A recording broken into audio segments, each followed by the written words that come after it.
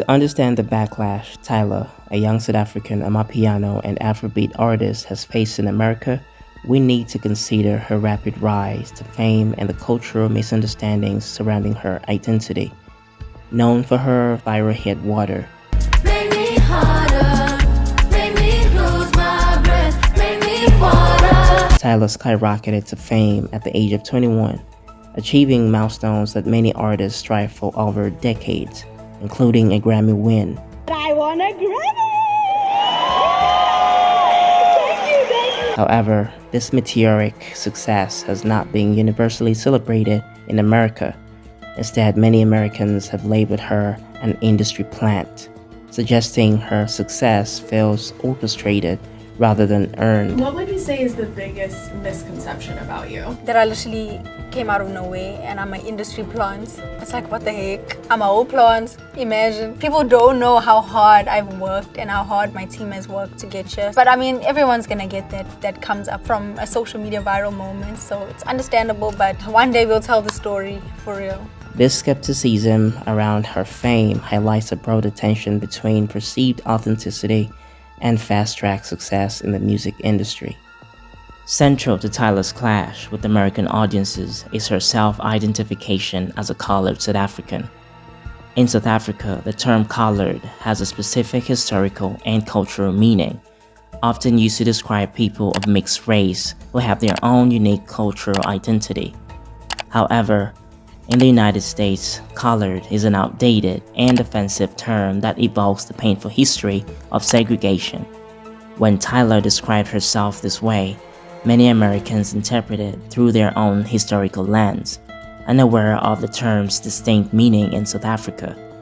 This cultural misalignment was further compounded in a high-profile interview with Charlemagne the God, where Tyla seemed uncomfortable addressing the issue directly, letting her team handle the question. School me on these debates that they be having about your identity as a South African colored person. What does that even mean?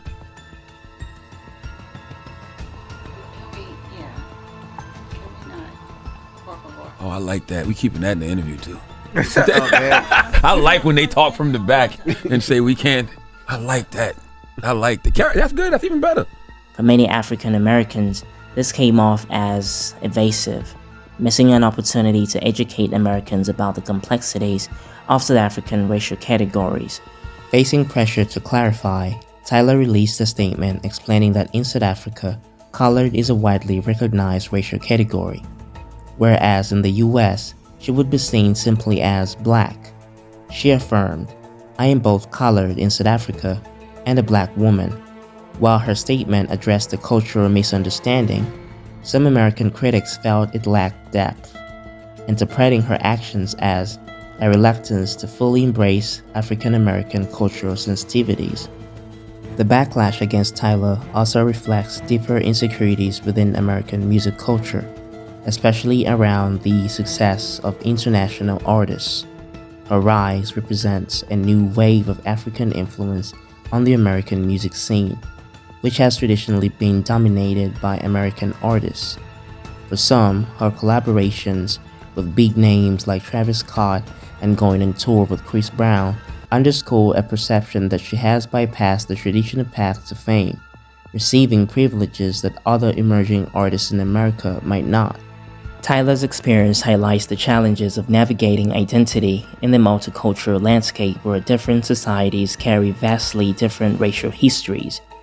As she continues to make waves in the American music scene, her journey may help bridge cultural gaps, fostering greater understanding between African and African American experiences, even amid the criticisms and the cultural missteps that accompany rapid fame. Despite the criticism, Tyla has continued to grow in popularity, with her debut album selling 24,000 units in the US, an impressive feat for an African artist. Her resilience and success highlight both the power of social media to amplify new talent and the global appeal of African music. While some American listeners remain skeptical, Tyla's journey reflects the importance of cross-cultural dialogue in the increasingly global music industry.